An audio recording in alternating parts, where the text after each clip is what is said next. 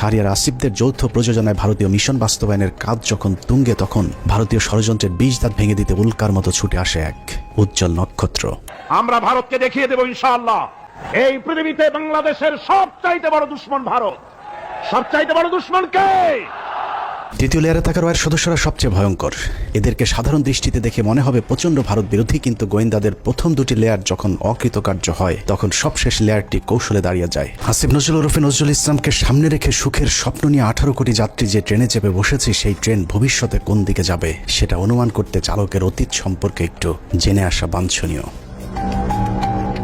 আসিফ নজরুলের অতীত কেমন সেটা জানার আগে ভারতীয় গোয়েন্দা সংস্থা বাংলাদেশে কিভাবে তাদের অপতৎপরতা চালায় সেটা একটু বুঝে আসতে হবে। বাংলাদেশের রয়ের প্ল্যান অনুযায়ী মোট 3টি লেয়ার কাজ করে। প্ল্যান এ সরাসরি ভারতের পক্ষে ঘোষণা দিয়ে কাজ করা, যেটা গেল 15 বছর আওয়ামী লীগ এবং হিন্দুরা করেছেন। রাষ্ট্রীয় গুরুত্বপূর্ণ প্রতিষ্ঠানগুলোতে বড় বড় পদ পদবি নিয়ে এরা সরাসরি ভারতের এজেন্ডা বাস্তবায়ন করেছে বাংলাদেশে। এমনকি শেখ হাসিনা নিজে ঘোষণা দিয়ে ভারতের পক্ষে কাজ করার কথা স্বীকার করেছেন। আমরা ভারতকে যে দিয়েছি সেটা ভারত সারা জীবন মনে রাখবে। দ্বিতীয় লেয়ারে থাকা রয়ের সদস্যরা কাজ করে গোপনে। তারা সরাসরি ভারতের পক্ষে কথা না বললেও ভারতীয় দূতাবাসের সাথে তাদের সার্বক্ষণিক যোগাযোগ রেখে ভারতের প্রয়োজনে সবকিছু করে থাকে। তৃতীয় লেয়ারে থাকা রয়ের সদস্যরা সবচেয়ে ভয়ঙ্কর। এদেরকে সাধারণ দৃষ্টিতে দেখে মনে হবে প্রচণ্ড ভারত বিরোধী, কিন্তু গোয়েন্দাদের প্রথম দুটি লেয়ার যখন অকৃতকার্য হয়, তখন সবশেষ লেয়ারটি কৌশলে দাঁড়িয়ে যায়। আর এই লেয়ারে যারা থাকে তাদের পরিচয় যখন প্রকাশ পায়, তখন আসলে কিছুই করার থাকে না, যে কারণে এদের ব্যাপারে অতি সাবধানী হওয়া অত্যন্ত জরুরি। এই শ্রেণীর ভারতীয় এজেন্টদেরকে সবচেয়ে বেশি কৌশলী হতে হয়, কারণ তাদেরকে ডুয়েল রোল প্লে করে দুই পক্ষকেই খুশি রাখতে হয়। এই ধরনের গোয়েন্দা এজেন্ট নির্বাচনে ভারতীয় গোয়েন্দাদের কিছু সুনির্দিষ্ট চাহিদা থাকে। এসব ক্ষেত্রে যারা আওয়ামী চেতনাধারী, দুশ্চরিত্র, ইসলাম বিদ্বেষী এমন ধরনের সব ব্যক্তিদেরকে বাছাই করা হয়। অন্তরে আওয়ামী চেতনা লালন করলেও প্রকাশ্যে তাদেরকে বিপরীত রূপে আত্মপ্রকাশ করানো হয়। এ ধরনের এজেন্ট তৈরিতে 1 যুগ 2 যুগ, আবার কখনো তারও বেশি সময় লেগে যায়, যাতে তাদের পেছনের ইতিহাস মানুষ ভুলে যায়। দেখতে কিছুটা নিষ্পাপ, শ্রুতিমধুর, বাকপটু গোছের এসব এজেন্টদেরকে দিয়ে কখনো কখনো সাধারণ ভারত বিরোধীদের চাইতেও কঠোর ভাষায় ভারতকে আক্রমণ করানো হয়, যা দেখে মনে হবে এরা প্রচণ্ড ভারত বিরোধী। আর এভাবেই তাদেরকে ভারত বিরোধী শিবিরে ধীরে ধীরে জনপ্রিয় করে তোলা হয়। আমি অত্যন্ত যৌক্তিক কারণে আজকে ভারতের বিরুদ্ধে আমাদের স্বাধীনতার ডাক দিতে হবে, ভারতের বিরুদ্ধে আমাদের সার্বভৌমত্বের ডাক দিতে হবে। আসিফ নজরুল ভারতের সেই দীর্ঘমেয়াদী প্ল্যান সি এর অংশ কিনা সেটা বুঝতে আমাদেরকে আরও 32 বছর পেছন থেকে শুরু করতে হবে। 19 জানুয়ারি 1992। 1975-এর 15 আগস্ট থেকে 1981 সাল পর্যন্ত 6 বছর ভারতীয় মগজ ধোলাইয়ের পর দেশে ফেরেন শেখ হাসিনা। শেখ হাসিনা দেশে ফেরার 15 দিনের মাথায় জিয়াউর রহমানকে হত্যা করে ভারত। জিয়াউর রহমান যেভাবে আন্তর্জাতিক মহলের কাছে জনপ্রিয় হয়ে উঠছিলেন, তাতে ভারতের মাথা ব্যথার কারণ হয়ে দাঁড়ায়, যে কারণেই তাকে হত্যা করে এরশাদকে ক্ষমতায় বসানো হয়। এদিকে প্রধানমন্ত্রী হিসেবে শেখ হাসিনাকে প্রস্তুতির কাজও চলতে থাকে। 1990 সালে এরশাদের পতনের পর ভারতের ইচ্ছে ছিল শেখ হাসিনাকে প্রধানমন্ত্রী বানানোর, কিন্তু 1991 সালে নির্বাচনে সবাইকে অবাক করে দিয়ে বাংলাদেশের মানুষ বেগম খালেদা জিয়াকে প্রধানমন্ত্রী নির্বাচিত করেন। 1991 সালে খালেদা জিয়া প্রধানমন্ত্রী হবার বছর না ঘুরতেই শুরু হয় ভারতের প্রথম চক্রান্ত। 1992 সালের শুরুতেই শুরু হয় দেশকে বিভাজনের মুখে ঠেলে দেওয়ার প্রথম ভারতীয় অভিযান। ভারতীয় চর জাহানারা ইমামকে সামনে রেখে প্রতিষ্ঠা করা হয় 71-এর ঘাতক দালাল নির্মূল কমিটি এঘাদানিক। শুরু হয় বিভাজনের রাজনীতি। শেখ মুজিবের সময়ে কথিত যুদ্ধাপরাধের মীমাংসিত একটি বিষয়কে সামনে এনে পুরো জাতিকে স্বাধীনতার পক্ষ আর বিপক্ষের 2 ভাগে ভাগ করে দেওয়া হয়। সার্বভৌম রাষ্ট্রের সংবিধানকে বৃদ্ধাঙ্গুলি দেখিয়ে তৈরি করা হয় কথিত গণ আদালত, এবং সেই আদালতে বিচারিক কার্যক্রম পরিচালনা করা হয় রাষ্ট্রের বিচার ব্যবস্থাকে চ্যালেঞ্জ করার অপরাধে। খালেদা জিয়ার সরকার জাহানারা ইমাম সহ 24 জনের বিরুদ্ধে একটি রাষ্ট্রদ্রোহ মামলা করেন।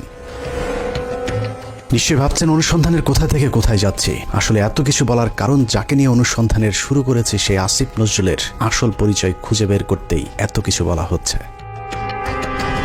1992 সালে খালেদা জিয়ার সরকার প্রথম ভারতের যে ষড়যন্ত্র রুখে দিয়েছিলেন, সেই ষড়যন্ত্রের উদ্যোক্তাদের মধ্যে অন্যতম ছিলেন জাহানারা ইমাম, শাহরিয়ার কবির, মুনতাসির মামুন এবং ভারতীয় গুপ্তচর আসিফ নজরুল। জাহানারা ইমামকে প্রধান আসামি করে খালেদা জিয়ার সরকার যে রাষ্ট্রদ্রোহ মামলাটি করেছিল, সেই মামলার অন্যতম একজন আসামি ছিলেন আমাদের আজকের আসিফ নজরুল ওরফে মোহাম্মদ নজরুল ইসলাম।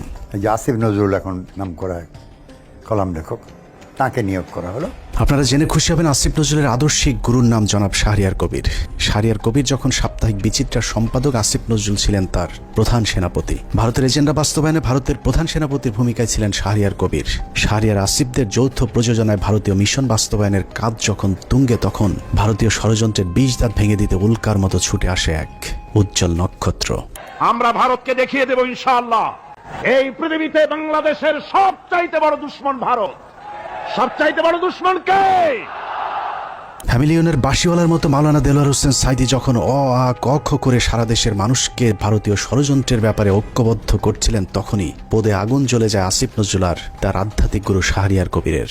আমি আল্লাহর নামে কসম করে বলছি, আল্লাহ তোমার জাতের কসম, তোমার ইজ্জতের কসম, তোমার সম্মানের কসম, 1971 সনের এক ফোঁটা পানি বা কাদা আমার গায়ে লাগে নাই, লাগে নাই, লাগে নাই। ভারতের বিরুদ্ধে গর্জে ওঠা সাইদি 80-র দশক থেকে এদেশের মানুষকে ভারতীয় ষড়যন্ত্রের বিষয়ে সচেতন করতে থাকেন। গল্প কেচ্ছা কাহিনীর পরিবর্তে কোরআনে বিদ্যমান রাজনৈতিক এবং অর্থনৈতিক তফসিরের মধ্য দিয়ে নতুন ধারার কোরআনের মাহফিলের যাত্রা শুরু করেন আল্লামা দেলোয়ার হোসেন সাইদি। বিড়ালের মতো 500 বছর বেঁচে থাকার কোনো লাভ নাই, সিংহের মতো 1 ঘন্টা বাঁচতে চাই। দলমত নির্বিশেষে সকলের কাছে সাইদি যখন সমানভাবে সমাদৃত হয়ে উঠতে থাকেন, তখন 1989 সালে আসিফ নজরুল প্রথম ব্যক্তি যিনি তার পত্রিকার পৃষ্ঠা জুড়ে এক মিথ্যা সংবাদ ছাপান, যার শিরোনাম দেয়া হয় সাইদি সমাচার, এক ধর্ম ব্যবসায়ীর উত্থান।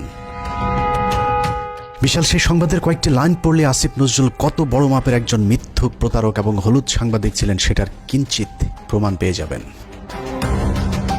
লেখার শুরুতেই সাংবাদিক আসিফ নজরুল লেখেন, মাওলানা দেলোয়ার হোসেন সাইদি বিরোধী সাম্প্রতিক গণবিক্ষোভের মধ্য দিয়ে দেশে মৌদুদিবাদ এবং ধর্ম ব্যবসার রাজনীতির অগ্রহণযোগ্যতা আবারও প্রমাণিত হয়েছে। সিলেট, ঢাকা, চট্টগ্রাম সহ দেশের বিভিন্ন স্থানে জামাতের মঞ্চনায়ক সাইদির বিরুদ্ধে স্বতঃস্ফূর্তভাবে জনমত গড়ে উঠেছে। পিরোজপুরের এই মাওলানার জীবনে বিতর্কের সূচনা আগে থেকেই। শর্ষিনা মাদ্রাসায় 5ম ক্লাসের ছাত্র থাকাকালীন অবস্থায় জামাত রাজনীতি সংশ্লিষ্ট থাকার সন্দেহে তাকে মাদ্রাসা থেকে বের করে দেওয়া হয়। তারপর তিনি লেখেন, শর্ষিনা মাদ্রাসার পর তিনি খুলনা আলিয়া মাদ্রাসায় ভর্তি হন। সে মাদ্রাসা থেকে তিনি কামেল পাশ আদৌ করেছেন কিনা এ নিয়ে দেশের আলেম সমাজের প্রচুর সন্দেহ রয়েছে। দেশের শতাধিক আলেম এ বিষয়ে সত্যতা প্রমাণের জন্য সাইদের প্রতি একাধিকবার চ্যালেঞ্জ ছুড়ে দিলেও দেলোয়ার হোসেন সাইদি নাকি কখনোই সেই চ্যালেঞ্জ গ্রহণ করেননি। সাইদির ইসলাম শিক্ষার পরিপূর্ণতা নিয়ে প্রশ্ন থাকলেও তার কণ্ঠ চটলতা এবং শ্রোতা আকর্ষণ ক্ষমতা বরাবরই দ্বিধাহীনভাবে স্বীকৃত।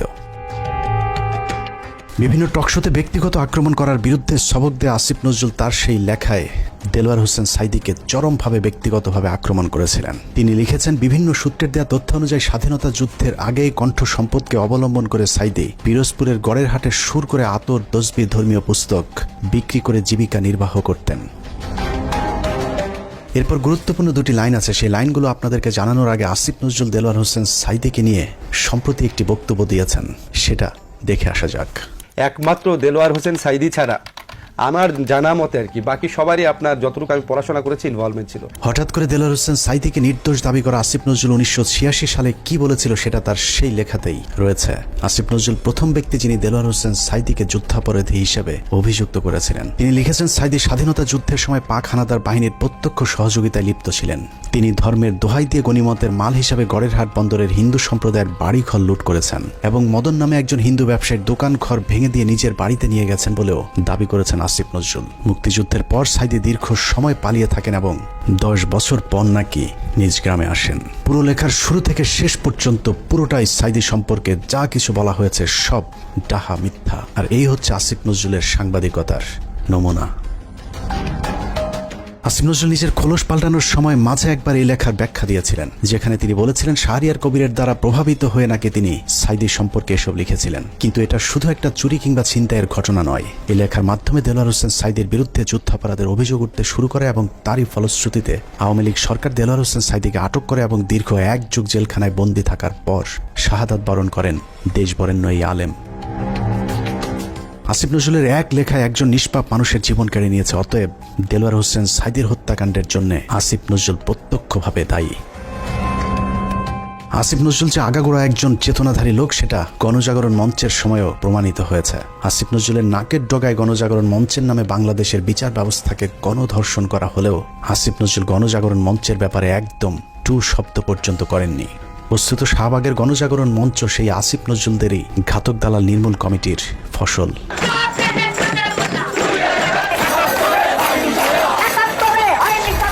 আসিফ নজরুলের কাঁধে দেওয়া ভারতীয় ষড়যন্ত্রের প্রথম অ্যাসাইনমেন্ট শেষ হয়েছে। আসিফ নজরুল নিজেকে পাল্টে এখন ভারত বিরোধী আর আওয়ামী বিরোধী প্রমাণের চেষ্টা করে যাচ্ছেন।